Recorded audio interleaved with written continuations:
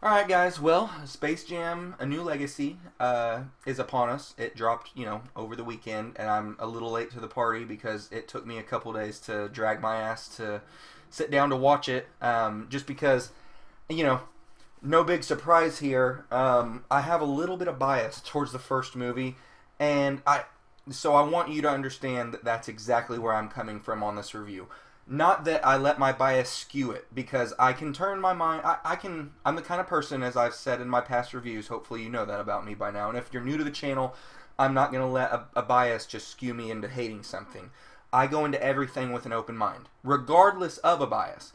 Yes, I was 4 years old when Space Jam 1 came out. That movie was like God to me. Michael Jordan, when I was a growing up child into my early teens, was like a god to me. And I was not a basketball player, but I just loved the dude. I loved Space Jam, and I loved watching him play basketball and watching his highlights. And I loved listening to his interviews, and I still love listening to him. So this movie, if you're not a LeBron James lover, I guess, if you're not on the LeBron bandwagon, this movie is a huge wank fest. I mean, a huge LeBron James wank fest. From the opening scenes and opening credits, it is just he's referred to as King James more than one time. His son is referred to as Prince. He puts himself on a huge pedestal. I know the first Space Jam did same thing with Michael Jordan, but when I rewatch it now, it doesn't seem as self-indulgent as this movie does. So this movie seems to lack a lot of I don't want to say heart, but just Space Jam 1 felt more natural. It felt like a natural thing of its time that came to be. There was other things around, Michael Jordan was partnering up with the Looney Tunes for other ads and stuff before that. It was common in the 90s for celebrities to partner up with cartoon characters for promos and stuff. So the Space Jam combination, it just felt like something a little bit more natural looking back on it. This feels like it came out of the Warner Brothers algorithmic kitchen, where there was no actual human being behind it writing it or putting any human soul and emotion and heart and gravitas in it. It was a product of a bunch of things fed into a system like, hey, people like this.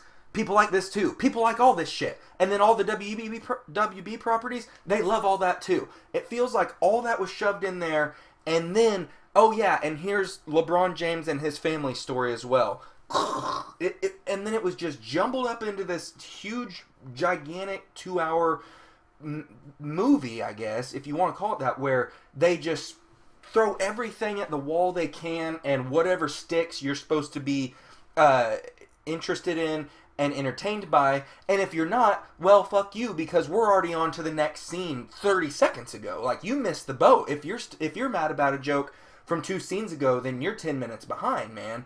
At this point, it moves really fast. The movie is a lot of noise. It's a lot of white noise. But that being said, this is a movie that was not made for me.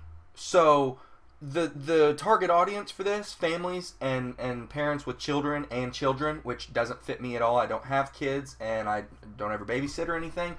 So this is going to be probably great if you have HBO Max and Disney Plus, and you want to throw HBO Max on instead of Disney Plus that day, but you're babysitting the kids, or you just want the kids to be enamored with something on the TV and be quiet. This is going to be a great TV babysitter movie. It's 2 hours of just big, bright, colorful noise with characters on it. So I'm sure kids love it, and I wish I could look at it through that lens and see more magic, because looking at it through an almost 29-year-old's lens and being real fond of the first movie and hoping that this would pull my heart into it like the first movie did, I was just left feeling, it left me with a bad taste in my mouth.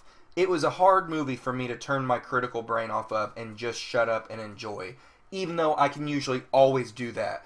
This was just one dumb ass thing after another, and I know everybody else has talked about it, and I cannot not talk about it. The Porky Pig rap battle, I guess, where Don Cheadle rhymes twice in a row, and all of a sudden they're like, oh yeah, it's a rap battle time, and he's like, no, that's not what I was trying to do. And now we have this obligatory 3-minute scene where we have to listen to the notorious P.I.G. So it was just, it was just so cringeworthy and cheesy. And there was a lot of that in this movie. And stuff like that doesn't hit home with anybody. Just, it's just what you get when you have the product of a corporate algorithm that doesn't really have any heart and soul put in it. It's just a bunch of executives or something high up going, hey, people like this, and that. LeBron James is the next Michael Jordan. Here's our Space Jam movie. Puke. So yeah, I know that was a lot more cynical probably than I wanted it to be, and I also did not want to talk about this fucking movie for 9 minutes straight, but I did. Guys, let me know in the comments section down below. What did you think of Space Jam: A New Legacy? Did you like it? Did you hate it? Was it meh? I probably won't watch it again, and after this, I'll probably really forget about it. So, guys, like, subscribe, hit the notification bell. I'll see you next time.